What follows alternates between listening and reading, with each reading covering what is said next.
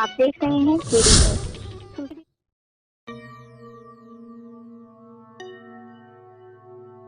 राहत इंदौरी लिखते हैं, मैं लाख कह दूं कि आकाश हूं, जमी हूं मैं, मगर उसे तो खबर है कि कुछ नहीं हूं मैं।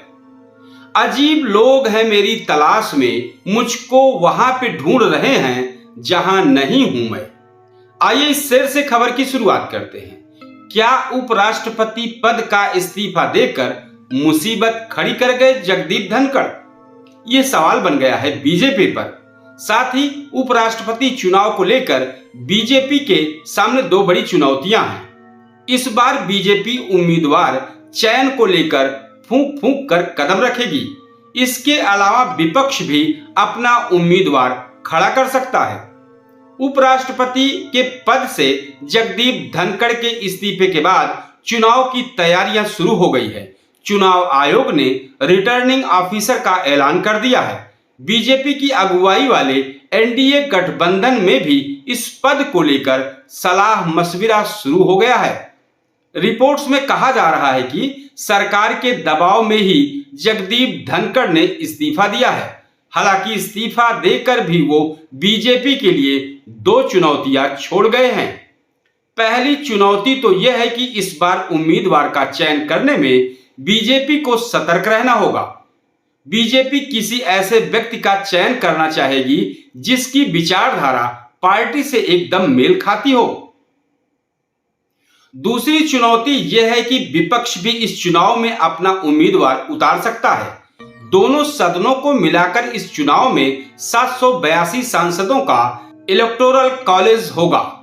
इसमें एनडीए के 425 सांसद हैं।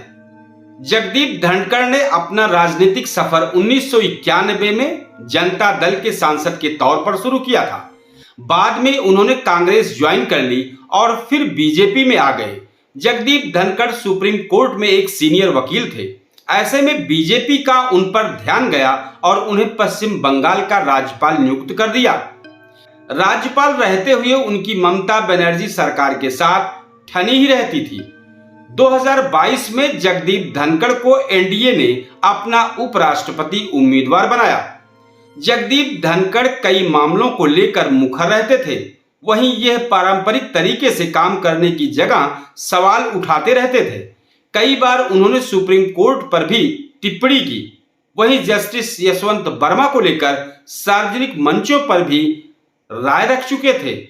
जब उन्होंने विपक्ष द्वारा प्रस्तावित मोशन पर राज्यसभा में जस्टिस यशवंत वर्मा के खिलाफ महाभियोग का प्रस्ताव स्वीकार कर लिया तो यह सरकार को भी रास नहीं आया। कुछ घंटे बाद ही जगदीप धनखड़ ने अपने पद से इस्तीफा दे दिया। एनडीए के नेताओं का कहना है कि इस बार उम्मीदवार चुनने में फूंक फूंक कर कदम रखा जाएगा। यह भी कहा जा रहा है कि राज्यसभा के उपसभापति रहते हुए हरिवंश नारायण सिंह ने भी सरकार का भरोसा जीता है। वहीं उन्हें नीतीश कुमार और पीएम मोदी का करीबी माना जाता है। ऐसे में वो एनडीए की चॉइस हो सकते हैं। राज्यसभा का अनुभव भी उपराष्ट्रपति के तौर पर उनके काम आ सकता है। एक बीजेपी के नेता ने कहा कि अभी पार्टी के अंदर भी इस विषय को लेकर चर्चा शुरू नहीं हुई है। हालांकि लोग अंदाजा लगा रहे हैं कि इतना कहा जा सकता है कि भविष्य में किसी भी फैसले से पहले इस उथल पुथल का ध्यान रखा जाएगा। बिहार, पश्चिम बंगाल, तमिलनाडु और केरल में चुनाव को देखते हुए भी उपराष्ट्रपति पद के उम्मीदवार पर निर्णय लिया जा सकता है। हम इस तरह की तमाम खबरें आप तक पहुंचाते रहेंगे। इस खबर पर अपनी राय आप कमेंट बॉक्स में जरूर दें। हम इस तरह की तमाम ज्वलंत मुद्दे आप तक पहुंचाते रहेंगे। हम किसी और खबरों के साथ आपके सामने फिर आते हैं। तब तक के लिए जय हिंद, नमस्कार। आप देख रहे हैं केडी न्यूज़।